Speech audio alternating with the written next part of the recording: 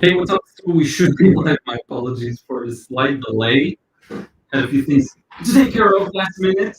Let me know if you can hear me well. I'm just gonna open this up on YouTube and let's take a look. Make sure we're good. I actually have a very fun one. Okay, yeah, I'm good. I'm good. Hearing myself delayed. I actually have a very fun one today. We're going to paint this beautiful scene. Let me add some labels.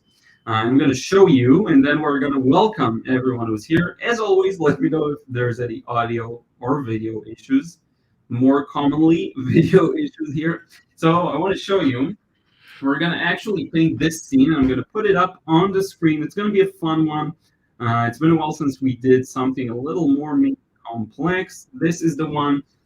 It's a Polish cityscape scene. I believe the place, I forgot how to spell the name, but I can check in the video's description. Let me open this up again on YouTube. Some of you can probably let me know, but I actually wrote it down the way it's pronounced in addition to the way it's written. So this is Vrotslev. I think that's how you pronounce it. You write it really funny in English. So let me bring my face over here. So we're going to paint this thing right here. A very fun kind of view. Has a lot of challenges. I'm going to show it to you a bit bigger. Has quite a few challenges to it, but also a lot of things we can do to make the process much, much easier on ourselves. And that's exactly the thing that I would like to explore with you today. So let me just go over some chat messages and see who is in here. Lots of echo. Let me see. Yeah, so I may need to mute. Let's mute this. There we go. Let me know if this is better. I think it should be. Let me switch over and listen to myself for a second here. Yeah, okay, now it's better. Yeah, sorry about that. It's a bit strange. Both cameras were on, even though I muted one of them. I always make sure to mute it. But in any case, let's see who's in the house. Dean is here. I'm here. Hey, Dean, how are you? I was hoping you can make it, so welcome. Christine Bourgeois, good morning from Minnesota. Paul Holmes, hello all from England. Jill is here. Good morning, Liron. Vespa says hi from Truckee, California. Hey, as always, Vespa, happy to have you here. Banani, hi from Belgium. Very fall-ish weather, yeah. So this scene is kind of also fall-ish, I think, in a way. Philadelphia here, says Dean. Justine Mesa, good evening from the Philippines. Welcome aboard. Crispy, hello everyone from Germany. If I'm lucky, I'll get some lemons and brushes for my 60th birthday in November. Yes, so happy birthday in advance, Chris. Hopefully you will be able to get some. Thank you, Aaron, for letting me know about the echo. Good morning, Dean. Hello, Wakabalula. I see just not an emoji. I see text, but welcome. Megan Kelly, how are you? Hope you're doing well. Nelson, I see you too from the Philippines. Thank you for being here, Paul. Lots of echo. Yeah. Daniela, is that Sacchetti or Sacchetti? Let me know. Hi from Italy. White Teresa says hello. Yes, Aaron, thank you. I'm just reading everything. And by the way, I can show messages because I'm doing this with StreamYard. Crispy, what a great picture. Will be fun to paint. Indeed. John, how are you? Hi, Liron. Hope you're well, my friend. Thank you so much. Aaron says it is better. Thank you. Baby is here. Hey, still didn't start drawing or painting because of school, but hope I can soon. Yeah, it was really recently, so no worries. In your free time, whenever you get to it, Finesse Callis Dollhouse. Hi from Germany. Welcome aboard. Thank you to everyone who's here.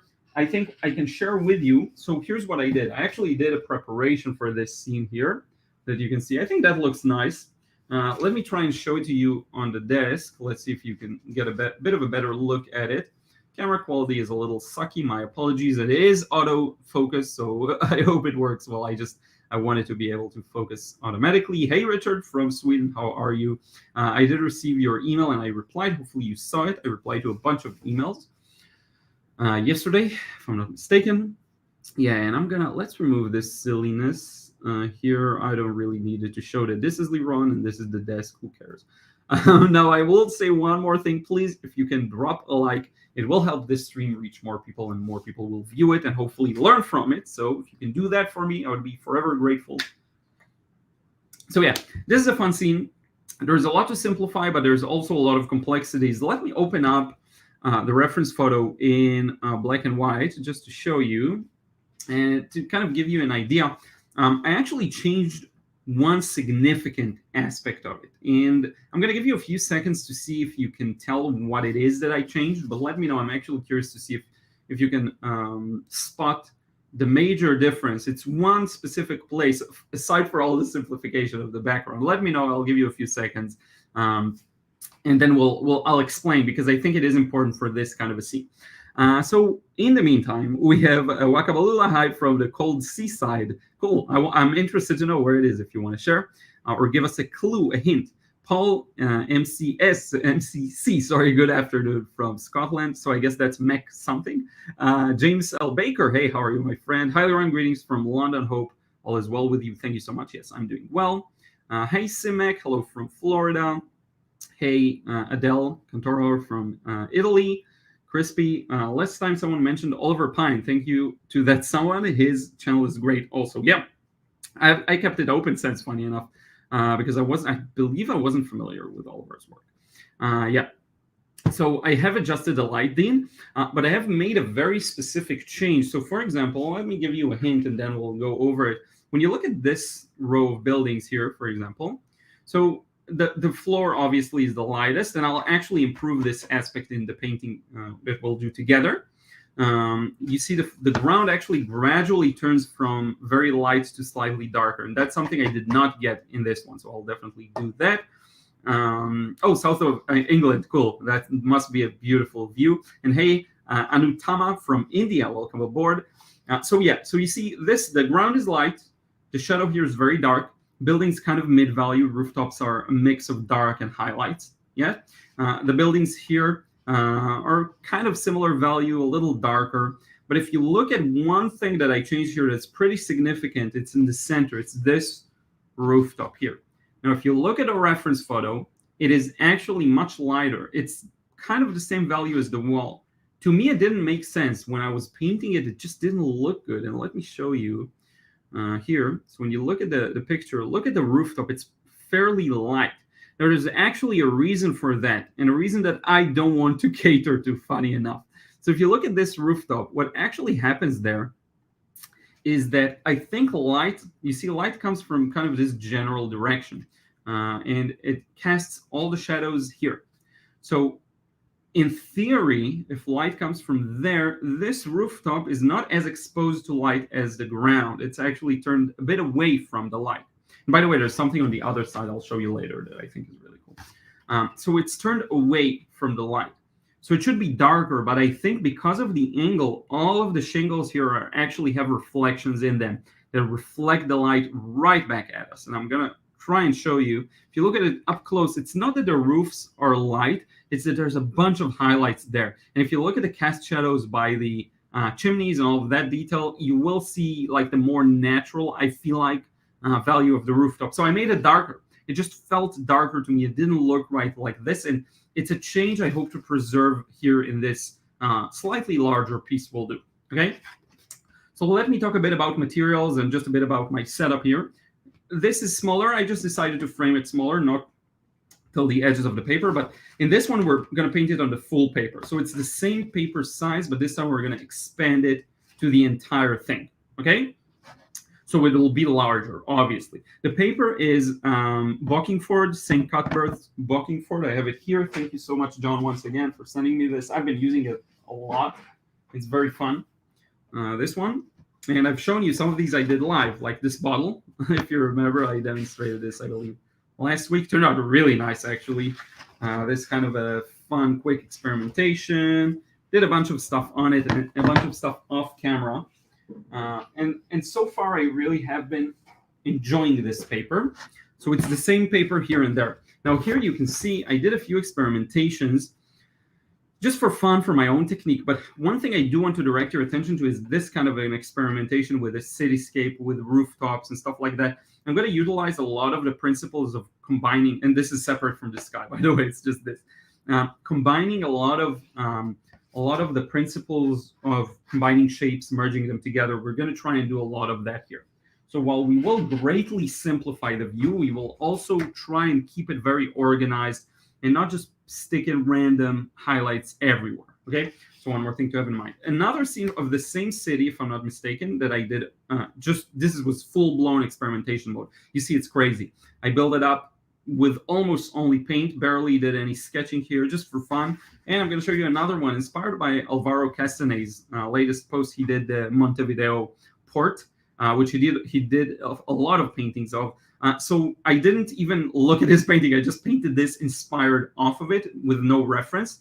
So the same principles are going to go into this, okay? And I'm going to show you how to greatly simplify, how to make life easier for us, and a lot of other principles. Now, I was wondering, do I want to do this in color or black and white? I think we'll do it in color just for fun, because I already painted it black and white. So I think we'll go with color this time, but I will try and, of course, maintain the same value range to keep the realism or whatever it is. Okay, so let's see some of what you're saying, and we'll get to it. Dean says, that what made me say light. Yeah, Nelson, the color on top of the roof have dark tone. That is right. Paula Campbell, good morning from Yorktown, Virginia, USA. And Dean, because it's England, the roof. So let's do this. I'm going to jump into the process. You have the reference photo there in the corner, right here. And I have my painting as a reference. I have two versions, black and white and color. And we'll just get started. So with this painting, I actually started by painting everything that is not a highlight. And I'm considering doing the same now. But I do want to show you an approach of filling in spots of different areas. More, I don't know if not necessarily alla prima, but like how to paint this entire rooftop and then paint the wall next to it.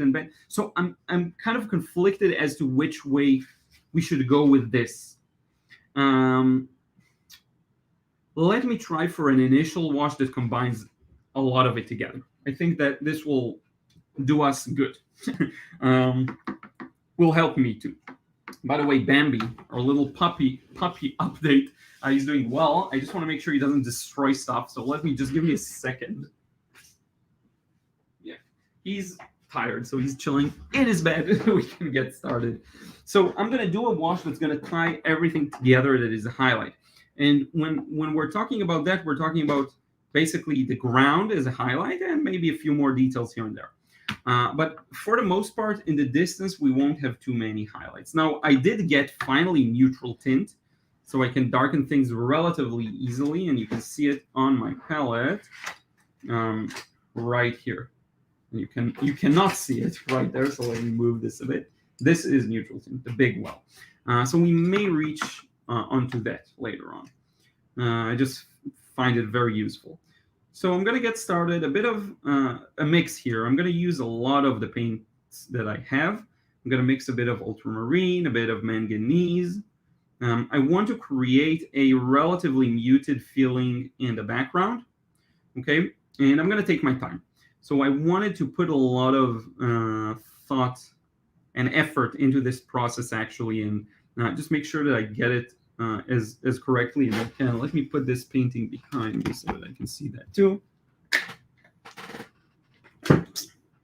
Some water flew randomly. Now, I actually don't want it to be that blue. I want it more gray. Let me just use neutral tint. This is why I got it, to keep things darker and more neutralized. So I'll add a bit of that.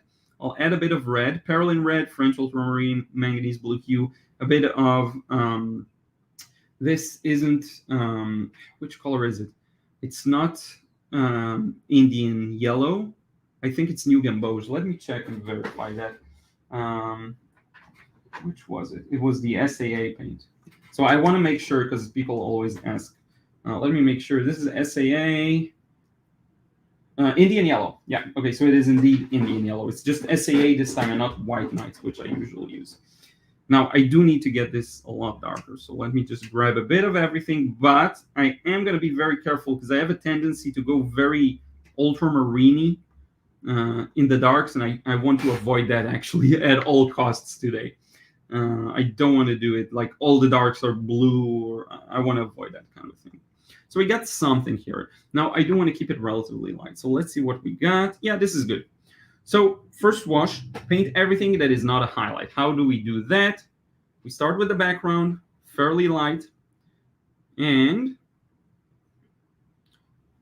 I'm just going to put in something, and then I'll start inventing. So look at what I'm doing here. I'm painting while leaving highlights here and there very randomly, because there are a lot of white spots there. So that's kind of my approach. But here's the key here. I don't want to leave too many of these highlights, because then I run the risk of taking away from my focal point, which is more up front. Okay, so the background, and also you have aerial perspective in effect. And what aerial perspective does is it makes everything more low contrast, actually. So the lights become darker and the darks become lighter. And that's something I definitely want to preserve here. So I'm going to paint this section all the way till I get to the rooftops. Now let me start introducing a bit of more orangey, warm feeling to this. Still quite muted, but a little warmer. I'm actually going to use my orange. I really like this color. See, a bit muted, but still there. And I'm going to use this to do some wet and bring back some oranges for the background, okay? And just throwing in random highlights here and there. But here's the key. Once I get to the ground, I want to be very careful to leave it as a highlight. So especially around this area, right around here, I need to stop. I need to make sure that I stop. Now this is a shadow, so just let me be careful here and leave a few strategic highlights. Something like that. And actually, these rooftops need to be much more orange and powerful. So let me do this. Let me bring out some more serious. Let me bring in the serious damage with this orange. And look at what's going to happen here. We've essentially reached the edge of the cast shadow by the buildings. I'm going to darken that now while it's still wet, using a combination of blue and some neutral tint, because that's dark and I want to bring out more out of it. And in fact, I can use this opportunity to pour in a bit wet darks. And talking about leavens and brushes, that's the brush I'm using. So just a bit, and then I'm going to put in a few of these darks here too. This is all going to blend together and kind of loosen up, so don't worry, it doesn't have to be perfect. Right now, we're kind of leaving patterns of light and shadow, okay? You don't have to worry too much about it. Ooh, that's actually a lighter section. So let me bring some water so that I don't mess it up. And then we get to the walls on these buildings. And let me introduce a bit of that blue that I love so much into these walls here. Like that. First wash, you see, it's very flowy. I know a lot of people are scared of this first wash, but it's actually not that scary once you get used to it. Now, it also won't make too much sense yet, okay? But it will soon, trust me. So we've got this area wet. Obviously, we're facing a lot more challenges than the small rendering that I did here. There's a lot more to deal with. Timing is more crucial in some parts here. I'll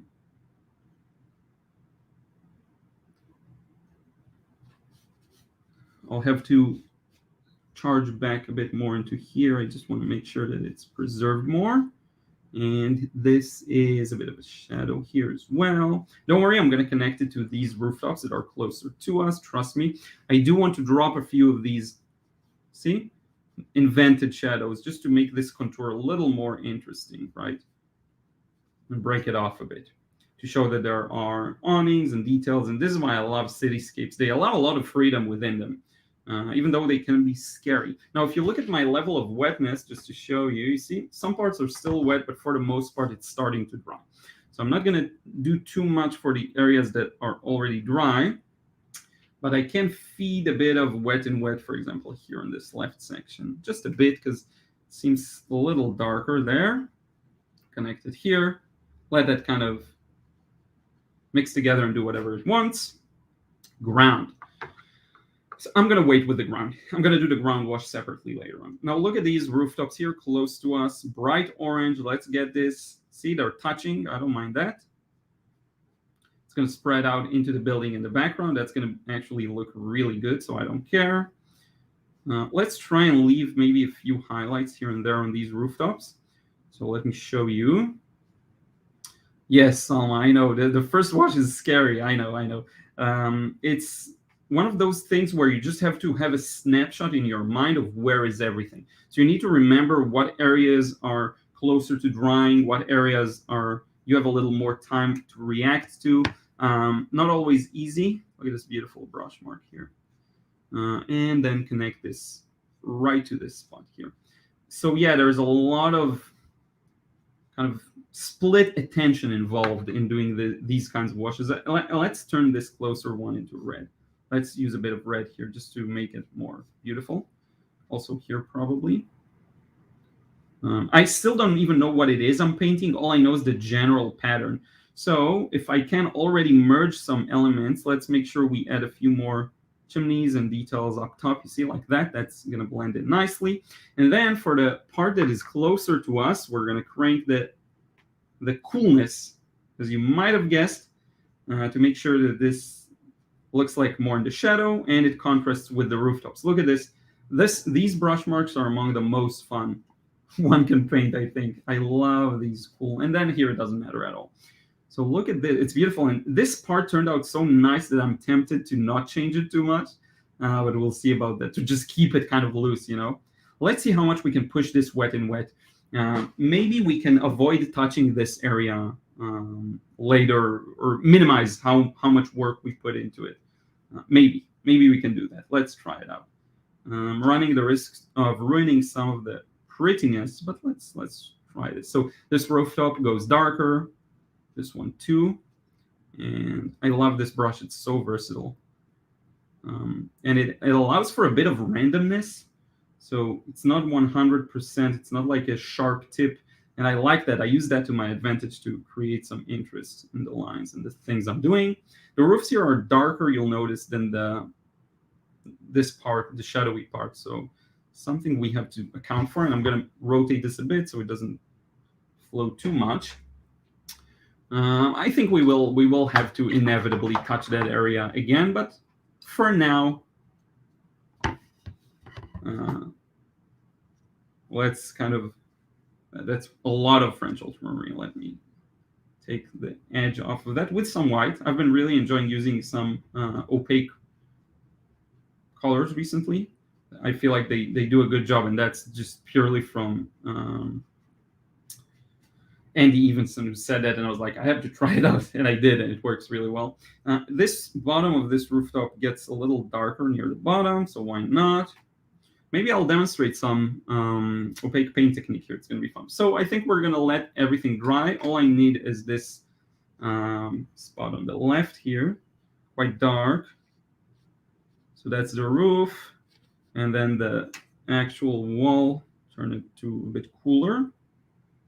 That's pretty much it. Now, I actually used this opportunity to include some more of these smaller details in. Why not? The shadow goes here, so let's stay consistent on that. Now I'm going to show you how I may add to that ground wash, just a bunch of people, random stuff. I may add a bit of darkness to it, as I've shown you earlier. It's a little darker here. It will bring more attention to this area, but you don't have to. It's just if we'll feel like it. And then here there's a bunch of these, I don't know, is it umbrellas and some tables probably, so we'll get that too. And I think our first wash went really well. I think for the next one, we'll have to really examine this area by area and start establishing some details. So let me show you. If we look at this previous one, we have to start darkening some areas, right? Make some separation between light and shadow. That's the first move. And if we can do it the same way we did this wash, by combining a lot of shapes together, that's the ideal. And then later on, we'll start adding details and subtracting details, meaning we're going to add darker details and we're going to take away highlights. So now we have to kind of give it some time to dry. Let me look at some of the comments and we'll see. Hopefully we're doing well. And thank you so much to anyone who's here. If you still haven't, if you could just drop a like on this live stream, it helps more people find it. It actually helps it later on after the video is published too.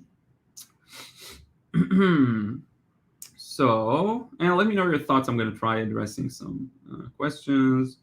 Good evening from Bangladesh, says Ramiza. Thank you so much for being here. James says, how to simplify such a complex place? That's how it is. You find a pattern. You have to find a pattern. The pattern here is, this is light, few highlights here and there, but for the most part, it all goes darker.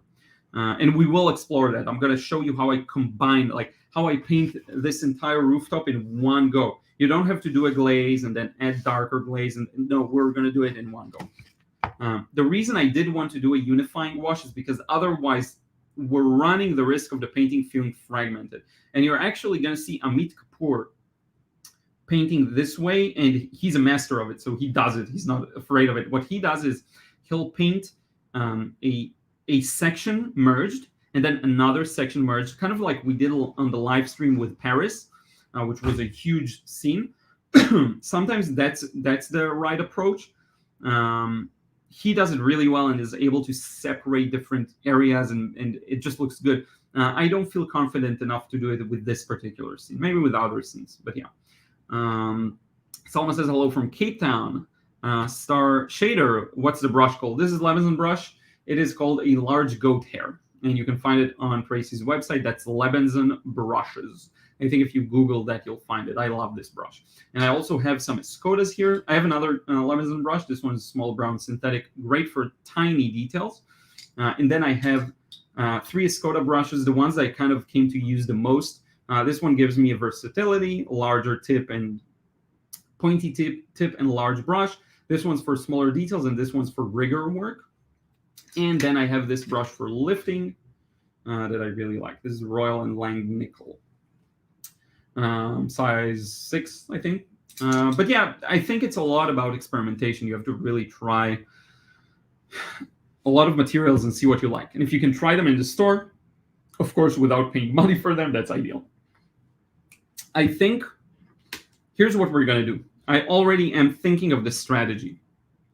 So we're going to do, for the next washes, I'm not going to touch this at all until we add highlights. That's the only time I will touch these buildings that are closer to us. So what this will do is create a focal point that's very strong around here, maybe around the tower, and really push these to the background. So even though they take up about, I don't know, a third or a quarter of the page's area, they're still going to be pushed to the back, and it's a very cool effect. And this is why I always say a lot of these questions of how should I paint this particular scene can be answered by what is it you want to convey. If you want the focal point to be this tower, you start from the tower and build everything around that to complement that. If you want it to be this rooftop, you build everything around this rooftop. If you want the focal point to be these buildings, you can actually, this is seriously something you can do. You can do maybe a few more details in the background, but then add a lot of details to these, and it'll just be this as the focal point, and everything else fades to the back. You can do these things whichever way you like, and it will work as long as you execute on it properly. So a lot of these questions are about what you want to do. And I want, in this particular example, to bring the attention here to this rooftop, which is really beautiful, I think, in the reference photo here. So these will all fade to the back. Now, I will add a few highlights to them because I have a feeling the highlights won't take away too much. They're already light, so a highlight won't bring too strong of a contrast. I hope that makes sense. Yeah, so I answered that. Hopefully, Maren says, what blue is it? So I've been using a mix of manganese blue hue and French ultramarine. This is a bit too blue. I'm going to mute it down probably with a bit of neutral tint. Richard, hey, how are you? Welcome aboard. Vespa says, Liron, you're fearless. Your confidence in brush stroking is amazing. Yeah, it's just you do it enough and it becomes trivial. Megan Kelly, hey Liron, what size Raphael brushes do you use? I accidentally ordered the wrong size and got some small brushes. I wanted a size 12 and a size 8. Yeah, sizes 12 and 8 are good. 16 is good. 14 is, that's the range I work in. If you've got smaller than 8, they start to become a little useless. If you don't want to return it, I'll use it for smaller details, kind of like this one, which is still I believe an 8, or maybe a 6. I don't even remember. But yeah, if you're going to return it, that'll be better. I've been using 16, 12, 14, around that range. So yeah, John says, love these types of demos. Liron learned so much from them. Thank you, John. One thing I will note about these demos is you cannot, in my experience, I mean, you find out whatever works for you. For me, I cannot afford it to focus too much on one spot. I always have to zoom out and look at the thing in its entirety.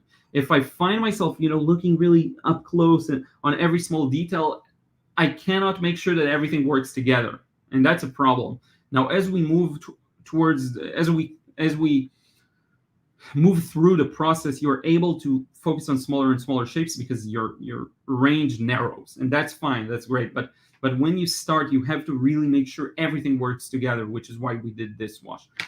After that, you can afford it to zoom in on some spots. So yeah, it's going to be interesting once we paint this rooftop. It's almost fully dry. We can soon work on it. I can just use the hair dryer, but let's give it a few more seconds. I just want to make sure that it dries organically in this instance. Anutama says, how important is it to follow colors from reference? That's the question of what do you want to do? Do you want to follow them? It's just a want question. Do you want it or not? Are you asking because you want to, but you fail to, and you're asking for permission to not follow them? You have my permission, but I would recommend if you want something to learn it, right? So you see how that goes. It's a very personal answer. I think you'll have to figure it out on your own.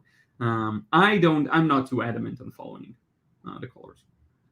Dean, it's amazing how an artist can trick the brain into seeing such detail. Yeah, this was just a blank piece of paper too, just a second ago, and now it has something on it. It's pretty crazy. And you can change stuff, move things around, something you can't really do with photography. You can with Photoshop, though. So Chris says, watching from Bellingham, Washington, USA. It's earlier. Oh, yeah, it is early there. So what time is it? Like 7 or earlier? I'm not sure. 6 in the morning. White Reza, oof, just caught up the drawing. Guess it's good exercise to do it quickly. No time to think. Yeah. Oh, I wanted to save some time, so I did the drawing in advance. It's just a bit of a complex scene. I wanted to make sure that I get it ready and we can just start painting. So my apologies about that, by the way. I haven't mentioned it, but sorry. Paula says, Escobar has many levels. Can you tell the name of the series? Not sure what that means. Escoda, you mean? Yeah. So I thought Escobar. I thought it was like a show on Pablo Escobar. So levels. So I have the Barocco here. I have the Perla brush here. This one is a Perla too. So 1/4-inch Perla sword. This is sword. I love sword. Good capacity and a rigor. Thin, very thin tip. This one's the Perla again, which are very good. The hairs they have strength to them, which is great. And the Barocco is just good. It's very versatile. It's soft. It's nice bristles, fun to use. So yeah, and these are all from the Plein Air series. So let me do this. I'm going to mute myself for just 1 second. I'm going to use my hair dryer just to speed things up a bit. Now, it's the first time I mute in StreamYard, so sorry. You may want to lower your volume just in case I mess it up, but I think I'll be able to mute.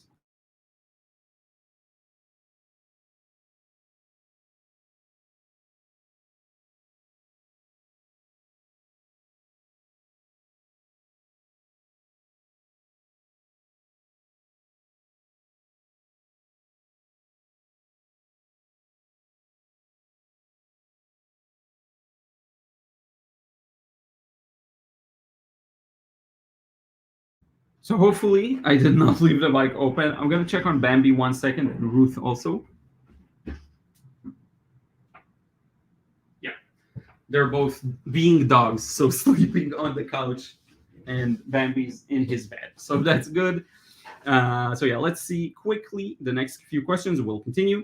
Samuso86 says, my last painting was a night scene, so I found it easier working from dark to light. Do you always work light to dark? No, exactly. That's the kind of question of you have to explore. I also find that night scenes are easier sometimes to work dark to light, and also day scenes too. So definitely. Let's go. Yes, sorry about the autocorrect. Thomas Boyer, good morning, Liron. I enjoy your teaching. I've learned much. Fantastic. Hello from Montana. Thank you so much. Dean says, Apollos, yeah, Skoda. We got it. It's Skoda. Yeah, sorry about that. Lefteris asks, what is your opinion on doing the same subject many times in order to learn? I'm all for it. If that's something that works for you, I'm all for it. I find that I need to be in a particular mood to do it, because sometimes it can bore me to the point where it's not me being undisciplined, but it's just detrimental. So just that's my 2 cents. So one thing I like to do here is start from what I deem to be an interesting focal point. So let's start with this. Let's start with the tower, actually. I'm going to switch to a bit of a smaller brush. What's funny is for the smaller painting, I did everything with the larger Levinson brush. But here, let's do it using this one. Now I'm actually wondering, it's pretty dark. And because I want this area to be kind of an L, reverse L focal point, I want all of this to show. So I'm starting with the tower, and then I'm going to move to these rooftops, okay? And I'm going to, as I mentioned, keep them a little darker than they actually are in the reference. So as for shadows, I'm going to be a little more muted on them. Shadows in darker values. I'm going to start this a little cool, and we'll see how it goes. Temperatures are something that still kind of eludes me from time to time, but we'll see what we can do about it. Yeah, so I'm looking a bit at the reference, but honestly, once I'm in it, just going to paint things the way I kind of imagine them. I've been enjoying doing that recently. Just kind of give myself permission to maybe paint it as I see it, and look at how fast this can turn into something. It's really fascinating. Bit of a gap here, maybe for a few stray highlights. Maybe let's get rid of this. Now the light comes from there, so this is actually going to be the shadow side, and then this may cast a shadow here.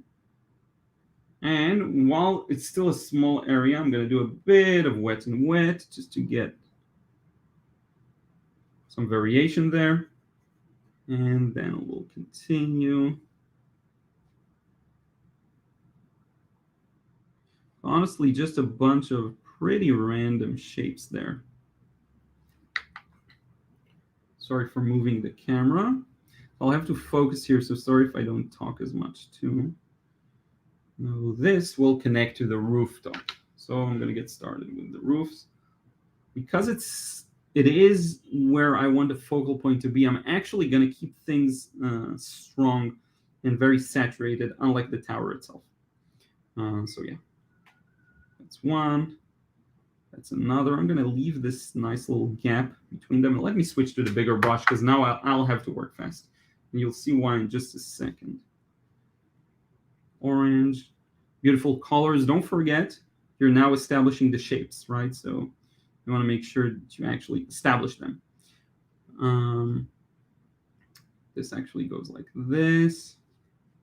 And while it's still wet, I can start injecting maybe even a bit of a cooler paint to it, you see? And just kind of hint at some details within, okay?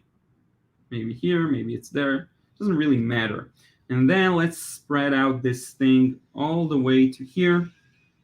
Include a few small chimneys. Sorry about that noise from the outside. There's someone drilling. There's a lot of construction work lately, so gotta live with it. That's how it is in the city. So let me paint over all of these. Maybe try and work a little faster. And look at this beautiful bright color. I love that so much. And then this rooftop is actually going to end here. I'm going to end it here because I see a lighter shape there. And I do want to make sure I can control what's going on paper. So we'll keep the shape small. Now let's switch to a darker, slightly cooler mix for the walls. And this is another one of those fun moments, but I'm going to make sure not to go too blue. I can go bluer than here because it's more of the focal point, but I don't want to go too blue, right? And let's see what this looks like. Not too dark as well. Just got to be careful. I'm going to leave a few gaps here and there, but here's the key. This wet area, I'm going to stop for a moment. And I'm going to start doing the wet and wet that I started earlier. A bit of and you see why you have to work fast sometimes. I'm going to start putting in those small chimneys because I love the way these look wet and wet. Even though it's the focal point, I love to portray these things a little loosely. So look at how it looks. I love that so much. And then here, let's put a shadow under this roof. And then this is a little darker, so let's set up something here. And you see it's very random brush marks sometimes. And you kind of hope that it will connect to something nice. Now I have to pick up the pace on the wall.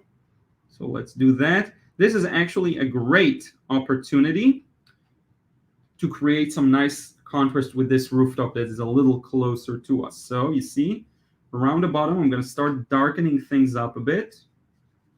And I'm going to make the most out of this wash as much as I can. You'll see in just a few seconds. So let's keep this shape here varied. There's this shadow here too. You don't want to lose that. And you see how it slowly starts to come together and create something nice. There is this moment in a painting where for me personally, I feel like, okay, I got in the zone and now I know what I'm doing. And that's, I believe, this moment right now starting to hit me. Now there is this beautiful few actually domes here, or rounded kind of arches. And let me feed back some water into this area to keep it a little lighter. The darker paint started moving a little too much. And now we have to continue. So let's connect it to this building here on the left. Do I want to change something here? Not really. So I'm going to keep this kind of the same.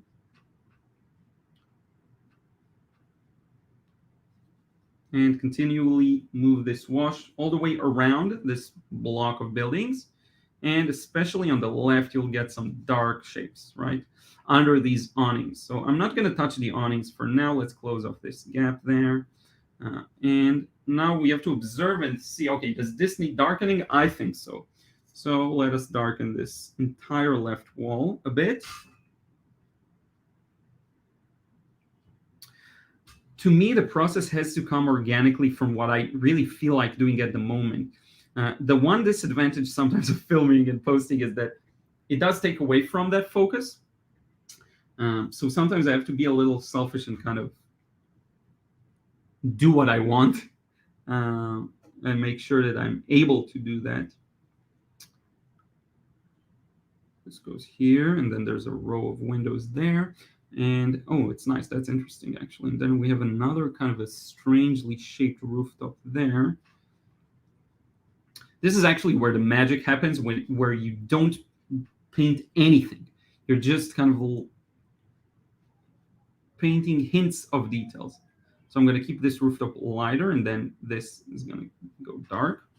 And then let's just add a bit of shadow onto this dormer, or whatever that is. There is actually a bit of a transition there, you see. And I think it's still just a bit wet enough so that I can put in a few of these lines in for the windows, you see. Just indicate them with them melting away just a bit. And look at how much time I'm spending just on this spot. So don't be hesitant to do that. Sometimes you have to really spend some time on an area, make the most out of it. Actually, 2 rows of windows, but I'm not going to copy. See, here it's more wet. Here it's already started to dry. And then we have this arch that I kind of lost. More details. You don't want to necessarily overdo it here. Let's do just a few here like that. Just show it's a building. That's the goal here. For me to show it's a building. That's it. So we can stop here. Now, this is going to improve in the context of everything, right? And because I want this to be the focal point, everything else will be built around that. So we're going to paint the rest of the rooftops in this kind of box. I don't know what you'd call it, like a block. But we're going to use not as vibrant colors as this orange, right? Because now we're after a bit more subtlety. And we're not looking to make these things the center point necessarily, the focal point. We don't want them to take away from the focal point. So we have this random rooftop here. We have a very dark rooftop behind. So feel free to combine. I started working on this area, but now it makes sense to combine it with a rooftop that's actually behind this area. So I'm going to do that. Get it, the diagonal shape of it. And while doing that, you don't want to go too much into, tunnel vision. So make sure you take the opportunity once in a while to zoom out and make sure, okay, does this even make sense? Does this work in the context of the entire painting? I'm going to keep this center area a little, because I do want to get rid of some of these highlights. They don't serve me. And I also will add later on a few highlights around the chimneys that I put just a second ago.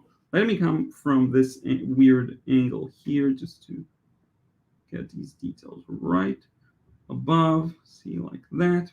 And then that makes this rooftop pop a bit. And then I'm going to connect it with a few more shapes there.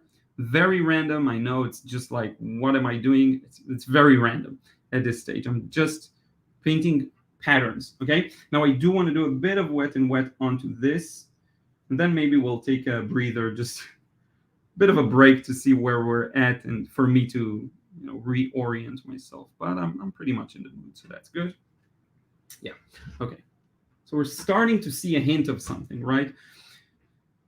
Now, there's a separation here. Let's get that. Even though it's dried, I do want to get these smaller details in this side of the building. Bit of a shadow here underneath. Maybe a bit of it there. This actually needs to be darker, but let's leave it like that for now. Maybe a bit of shadow here above these. And I want to work on that section behind. So talking about light to dark, dark to light, I'm going to flip this probably and start with a very dark value to contrast with this mid value I have here. I have a mid value for this middle section. I want to contrast that. And you will see, hopefully it will, what I'm trying to do here will end up looking nice. I actually have no idea. And you run the risk of losing your orientation. So just do this at your own risk.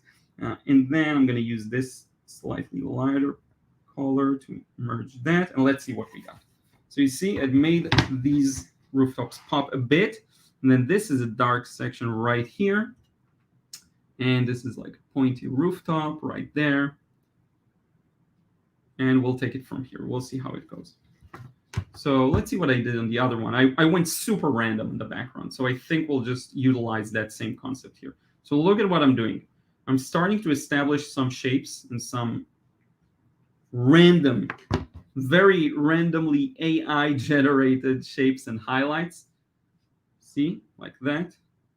There really is no way for me to explain how. There's no answer to a how question here. All I'm doing is looking at the shapes. I may try and recreate a shape I see. I may wing it and improvise and change a bunch of stuff around significantly. So there isn't really a way to fully explain what I'm doing right now. All I can do is hope that in the grand scheme of things, it'll actually work. So yeah. So this area, let's do this. And then let's start pouring in. See how random it can be? Now, as we reach these rooftops, do I want to make them lighter or darker? That's the question. I'm not sure, honestly. Because here, I did something a little different. See, I did something, this is light and then this is dark. You know what? Let's leave some value range to get these darker. So I'm gonna put a very watery wash in the background. And cut around this corner here. Go a little blue here. Contrast with the tower. Bring out the tower, kind of a thing. And as we reach the rooftops, let me show you what I'm going to do. I'm going to cut through them with a mix of my blue and orange, I think. So let's see if we can get this right. Let's cut through some of these rooftops.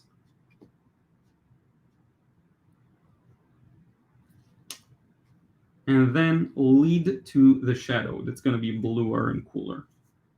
A bit of French ultramarine there. And let's see what we got. So actually, some of these rooftops kind of are oriented sideways, and some of them are oriented towards us. So let's make sure we get that impression in. Connect this. Now, here's an interesting spot, because it's another opportunity for contrast. Now, this contrast doesn't have to be value. It can also be a temperature contrast, which is more of what we got here probably. And don't forget the bottom is pretty dark, so I'm going to increase our value here, make it darker. And actually, for fun, let's do a few more stray shadows coming out of that. Make this shape a little more random to indicate maybe there's like a bit of a taller rooftop here somewhere that casts a big shadow. And start splitting the buildings here as well. See how that starts to kind of look like buildings? And we can make corrections. We can do some wet and wet later on. We can do a bunch of stuff here.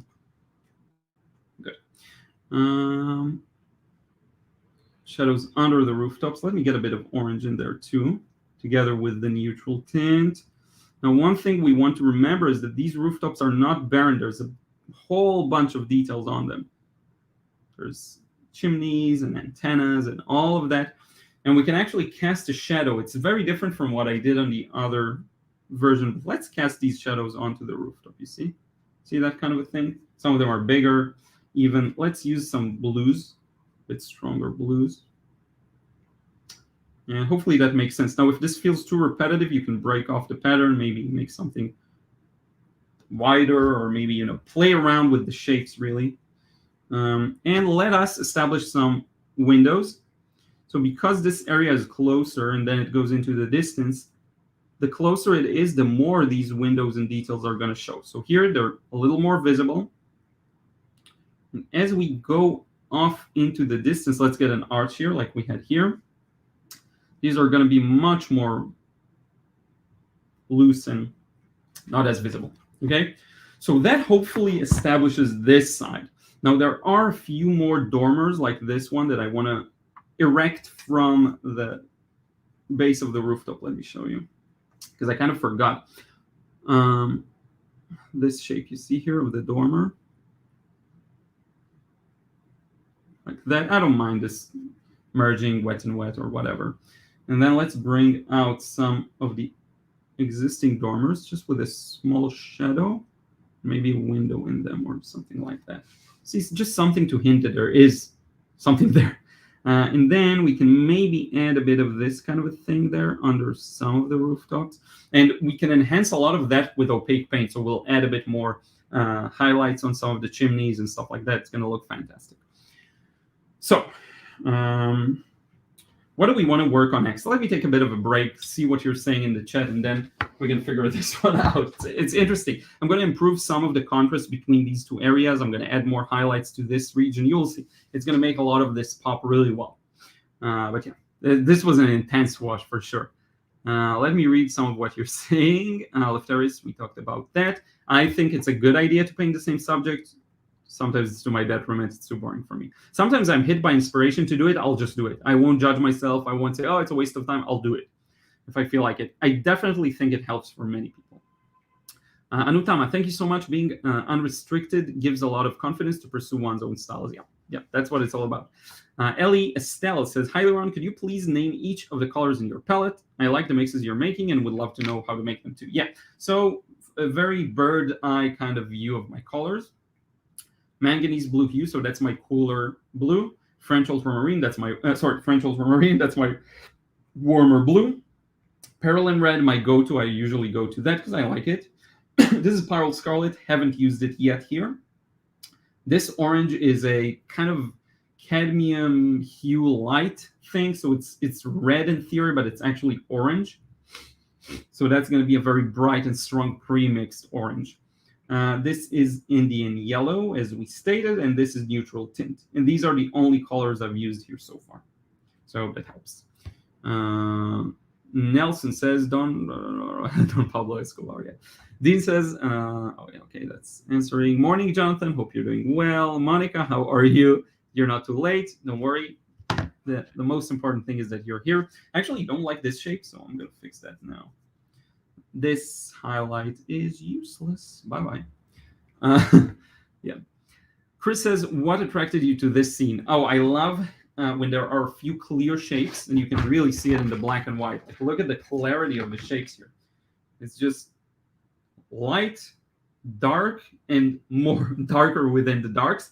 And I also like when the edges of the shapes have some variety to them. In this example, it's all of these people. They add a lot of in cast shadows. I like cityscapes in general, so that'll be the real answer. I feel like I need to fix some of the perspective. Like this line shouldn't be like this. It should actually be more like that. I'll fix that. Actually, you can do that now, just by indicating maybe the edge of the building. So if I go and do this, hopefully it makes it a little better. And then this shadow relates to the thing that's behind here. Sorry, move the camera again. And then this also relates to that, I think. So that'll establish the building more as three-point perspective. We're looking from above. So yeah, this scene is in a place called, I wrote it down here again, Wroclaw in Poland. I think that's how you pronounce it. Anyone Polish can let me know if that's true. Are you architect? No, I just love buildings and cityscapes. Monica, your work is awesome. So also I will go back to watch the beginning after I watch the rest of this. Thank you so much. Lots of questions. Oh yeah, no, I'm not. It looks like the place I was born in, Germany. Yeah, I wouldn't be surprised if there's some similarity. This video is live. Yes, it is live. Refresh the page and you will see the messages. You recorded video. I didn't record. I'm literally answering now. Ellie Estelle, thank you. Thank you so much. Thank you, everyone. So let me show you just a better view. In fact, let me do this. Switch over here and show it to you maybe in this camera. So far, so good, I think. A bit of a mess, honestly, up here. Was expecting a bit more clarity. Maybe I went too dark. I don't know. Maybe this was the wrong move to go as dark. But I think we're good. This section in particular. We'll figure it out. So yeah, I think we can continue. Let me start by bringing in very selectively a few interesting details, and I think the camera is not focusing. Maybe it will focus. Bring out a few interesting details by adding shadows.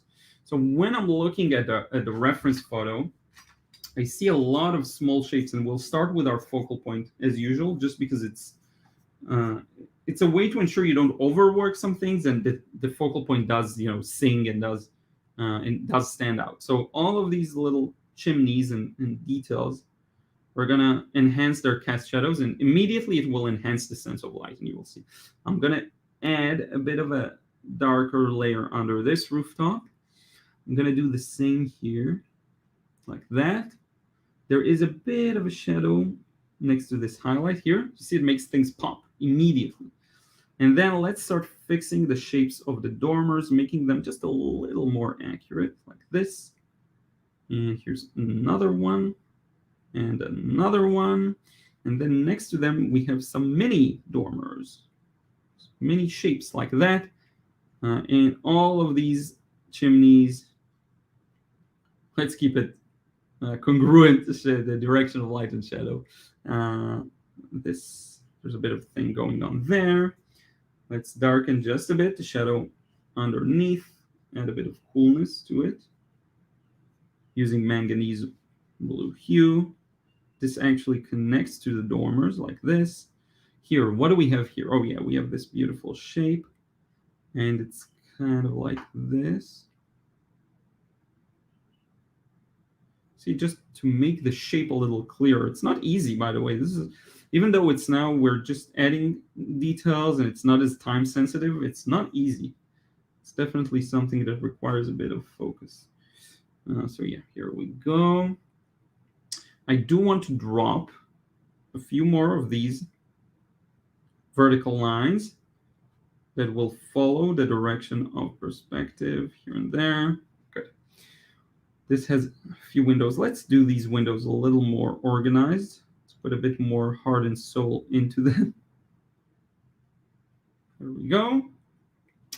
This is a bit of a mess, but we're fine. So let's make this kind of a cast shadow here.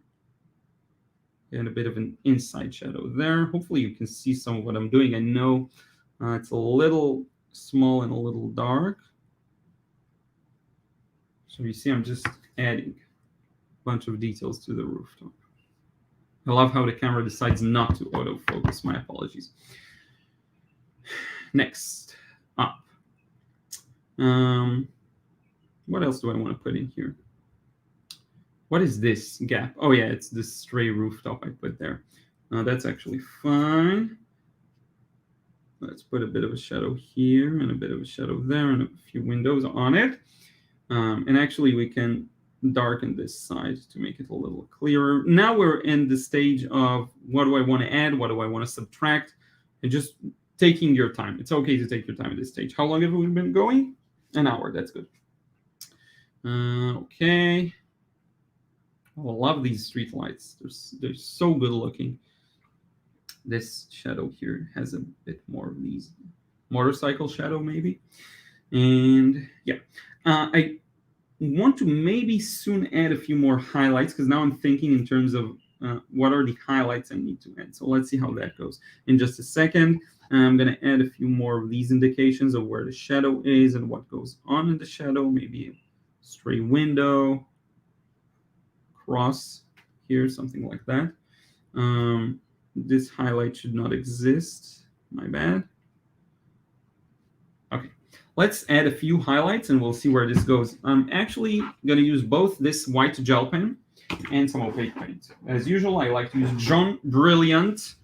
It's such a nice, warm, opaque watercolor. It is watercolor. It is opaque, but it is watercolor, remember. Even though I don't care, use acrylics, use whatever you want. But a lot of people ask me about it. And we'll start strategically and then we'll see where it goes. I'm actually going to go back to doing some shadows, but first I want to, because I feel like right now I have a clearer image of some of the highlights I want to add. So see these, I don't know what it is, but like windows that reflect light coming from the top. And then we have a few of these thinner lines that are harder to leave negatively. So I'm adding them now. We have a lot of bright windows on this side catching the light like that. There's a highlight here. Let's make the highlight here a little more significant. And one of the most fun parts would be to add these dots of light over the chimneys, make them pop. I would actually go even farther than that and add on the right side of them a bit of a line just to show where it is. See? Because some of them does meet the light source. Maybe we can do it this way here. Good. These are steps, kind of like Belgium style buildings that I saw as well. So you can hint at that by adding steps. And I know it's kind of out of focus maybe. Yeah, it does look like Belgium.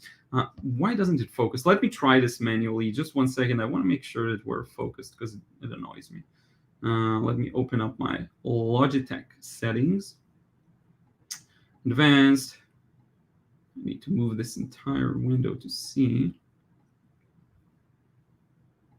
Give me 1 second. Sorry about that. I just want to make sure that you're actually seeing what I'm doing. Let's get rid of the auto zoom for a second. Autofocus, sorry.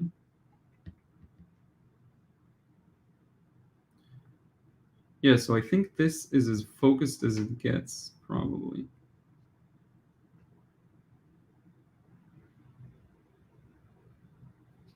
Okay, let's just keep it like that for a moment.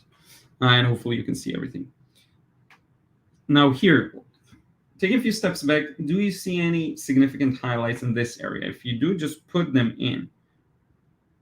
Try to keep this, random, kind of interesting.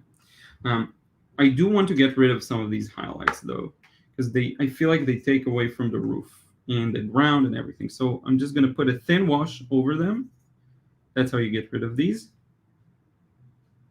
And yeah, that's better. Something like that.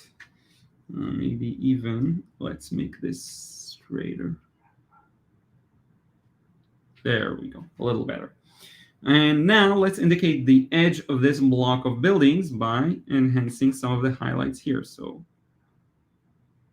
it could be a line or it could be small details like that hint at where the edge is. You see they read really nicely, actually. And then if you want to, you can actually dilute some of this opaque paint, and this is something I enjoy doing recently. If you want to get some highlights for the background, you can actually use, again, a diluted version of it, and it will dry a little, not as light. So if you see a bunch of highlights there, you can put them in, and it will dry much lighter than what you see it now. So just a little tip for you. You'll see as it dries, it's going to dry lighter. It's something I've been doing a lot more of, playing around with diluted opaque paint. Still building up my knowledge of how to use it, but once I have more significant insights, I'm still not in full control. This may dry dark or invisible, so I'm still learning how to do this. But I will use a bit more thick paint, a bit thicker paint for these areas. In fact, let me try with a pen first, because these are thin. I just want to make sure that they look right. You see, even just a dot up top can tell the story of what's casting the shadow, like this. See, that looks really nice. Now it's manual, so it won't auto focus. This looks a bit like smoke, actually. I like that. Now, is there a part that catches the light here? Yes, actually, you can see some parts here directly catching the light, some windows or an architectural detail. So that's a good thing to indicate if you see it. A few here as well. That looks great. I like to show a few lit shapes go into the shadow. So let me go again for auto focus, because I do want to be able to zoom in now. 1 second. We'll pray to the gods of Logitech. Auto save. I definitely won't get a sponsorship from them. Let me show you. So I like to show maybe a few light shapes intruding into the dark areas. So the way you do this is just you lift them up into it. And then maybe it's a person walking, you see, breaks off the shape and looks really nice. Same thing you can do here. It can even help you justify some cast shadows. So this cast shadow, if you put a highlight there, oops, it's this thing that casts the shadow, you see? It really can improve the sense of light and shadow. Hopefully that makes sense. If you add a few of these shapes here, you can make the edge of this a lot more interesting. Now we're almost done. Notice what happens here. So we have basically these rooftops we haven't done anything to. Well, these are fairly developed. So one thing I want to do is get rid of some of this blue. This is too strong. So I'm going to glaze over it a thin layer of neutral tint. I just want to get rid of some of this strong blueness. I can probably even use some of the opaque paint here, just to take the, again, edge off of it, as Andy Evanson said. Something like this. I just don't want it to be as blue. Now you're running the risk of creating a hard edge, and then like, oh, what's you know, maybe you'll reawaken some stuff, but I'm fine with that. I'm actually going to use just this piece of tissue to make sure I don't go too overboard. Now, the only weakness of this paper is that sometimes it can reawaken the layer underneath. Usually it's not a big issue.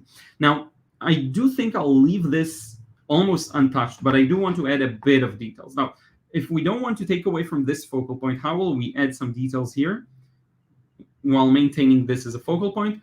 The darks will be fairly light, and the lights will not stray too far, like from white, let's say. Will not be much lighter than this. So let's start with some shadows. I do feel like it will enhance the overall composition. So let me show you what I mean. And we'll start with this because it's a little farther. If I mess it up, I can, I don't know, solve it somehow. So thin wash. And let's put a shadow under the edge of the rooftop. And maybe a bit of a shadow here, and maybe like a chimney or two that we can maybe cast some shadows from them. Okay, so that's it. You see, it's not as dark, so it's not going to take up too much attention. And that's the key here. We want these details to be very gentle. Let's do the same kind of a thing here with this.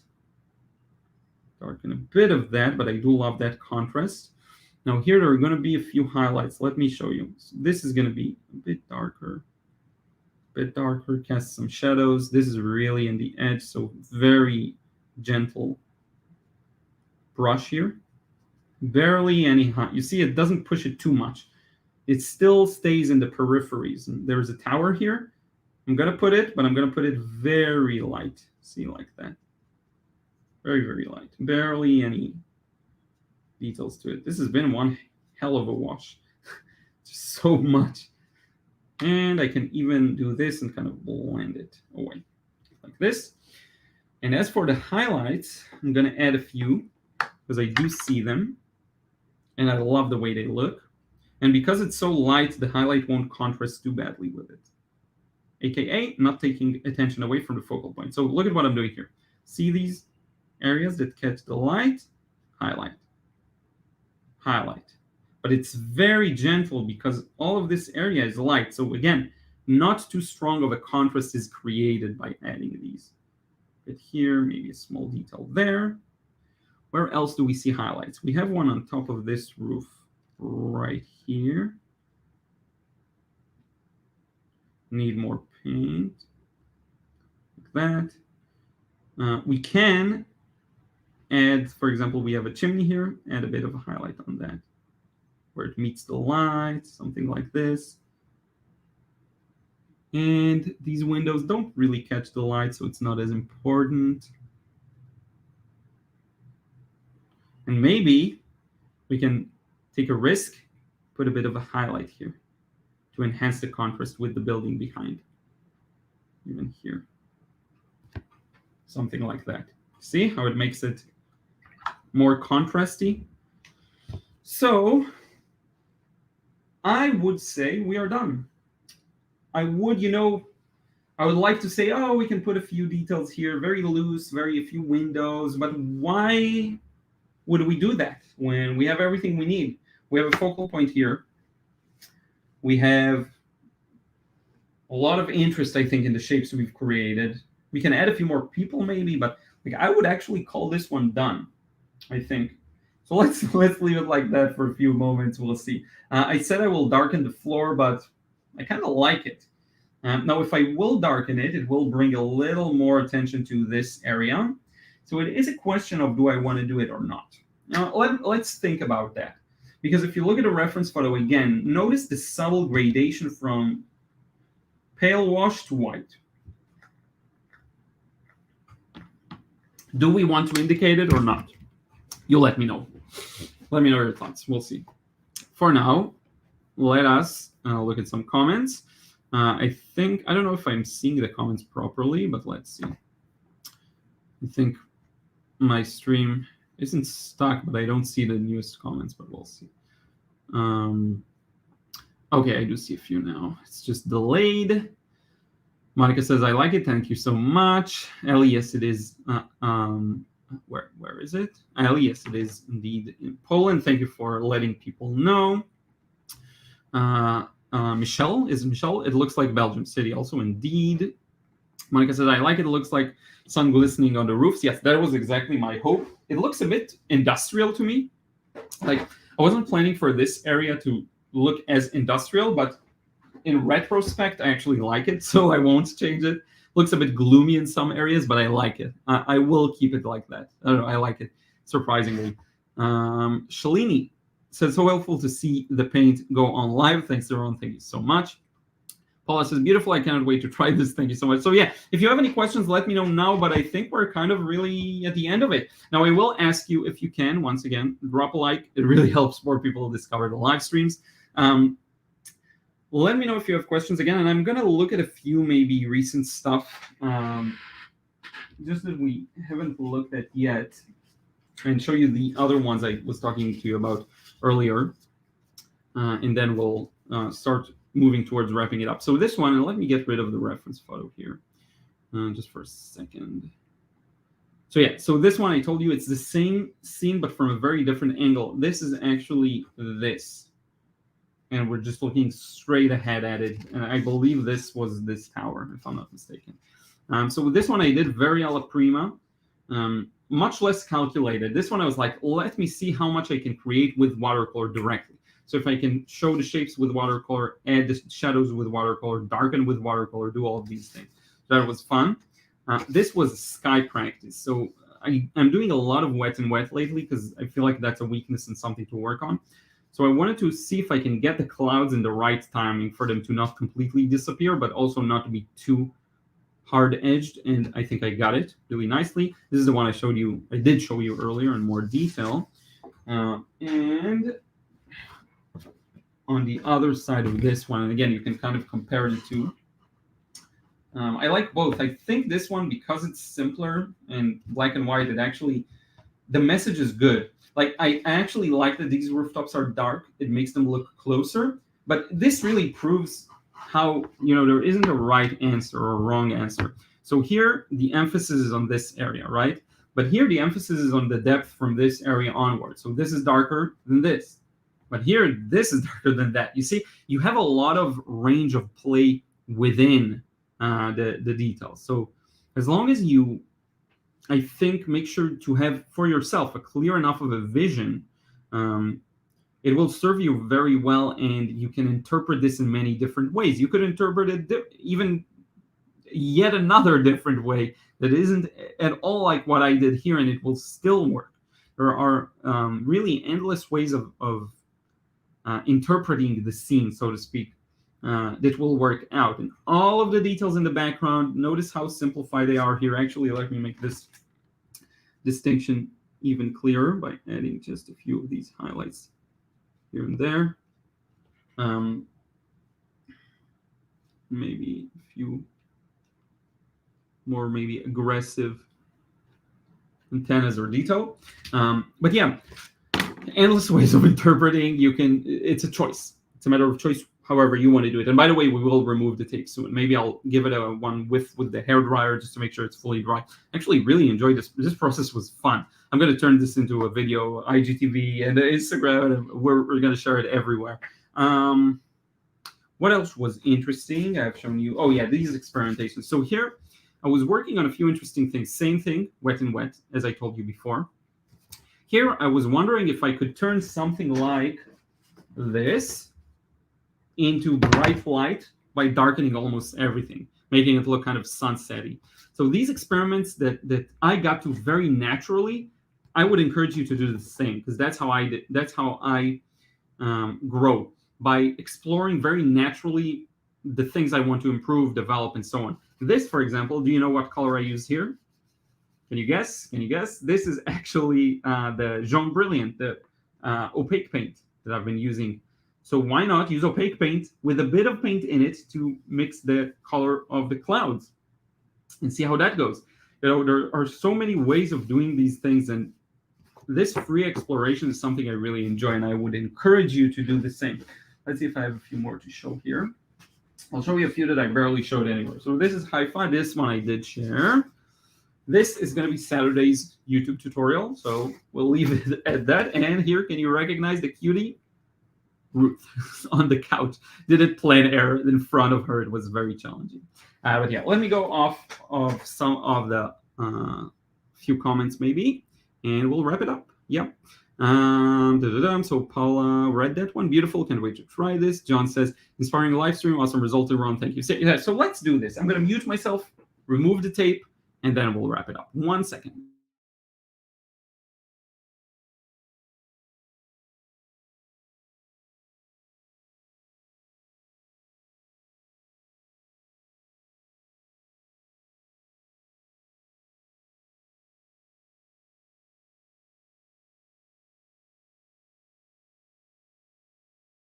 So I actually have a thought, a weird thought that we could try, but I think we won't try this time. But so here's an example of how to maybe problem solve. Right now I'm looking at it and I'm like, okay, the background's a little too dark for my taste. Now it's not fully true, because it's actually, I like that it's dark enough to show the highlights on the rooftops here. But I don't like that it's too dark here. You could do something very interesting. You could mix some opaque paint and lighten it up. And this is something I'll actually show you in my upcoming course. So I wonder if I should do that here, but I think I won't. I wanted to explore the idea of this is darker than this. I wonder how I did it here. I'm just trying to think about what would be the ideal approach. So here it's similar value, actually. I'll keep it like this. I like it. I like it a lot. Let's see what else you are saying. Monica says, that's cool. We'll try opaque. Yeah, give it a try. It's fun. Richard says, thanks a lot. A good approach for complex scenes. Thank you so much. Banani says, did you mention something about the sketching process? Maybe I missed it. I really enjoy watching this interesting painting process. It looks like it's always making choices and simplifying. Yeah, I did not demonstrate the drawing process for this one.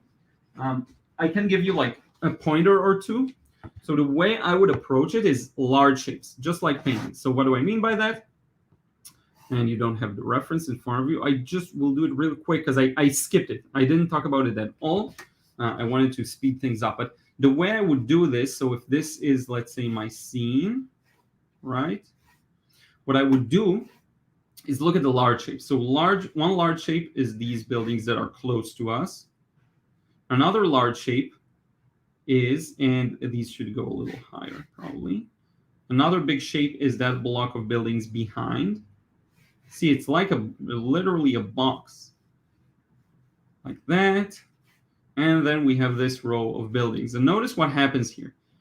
Once you have these big overarching shapes, and this is the tower maybe, you can start putting in more information. So this is one rooftop. And then this is another one. And you see a bit of the plane that's facing towards us. And another lower hanging one. And another one, right? Another one. And then here you start establishing, okay, we have this triangular shape here at the edge. And then it goes up. There are a few dormers, but pretty much that's the shape. And then here. And then you add the awnings here. And you add the cast shadow. You really need to think in terms of large shapes. Large shape, tops of buildings, you see? And slowly you build it up. Tower, some details. And then what I like to do is go over the darker areas.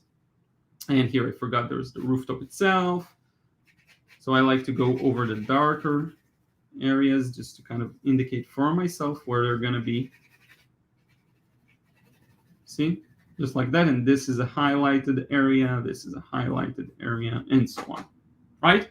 So this is how I would approach this drawing. This is, in fact, how I have approached it twice now. But yeah.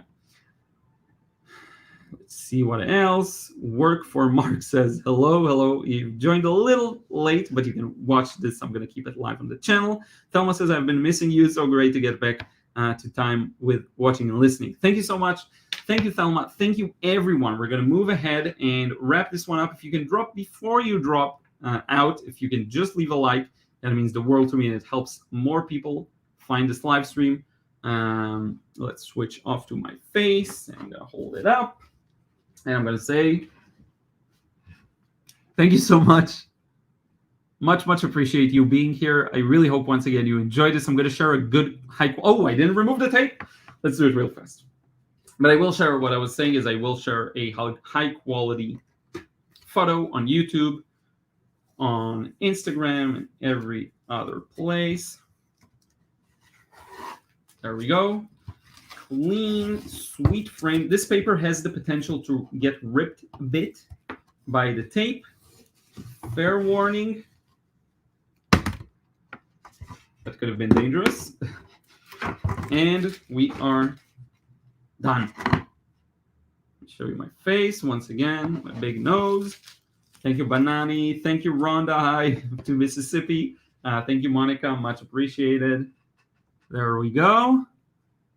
Final result without the tape. And yeah, I will show a better one soon. So thank you so much. I really appreciate you being here. I will talk to you again in the next video, in the next live stream. It's actually going to be on Saturday's video. So we'll see you then with the bird tutorial. Until then, take care.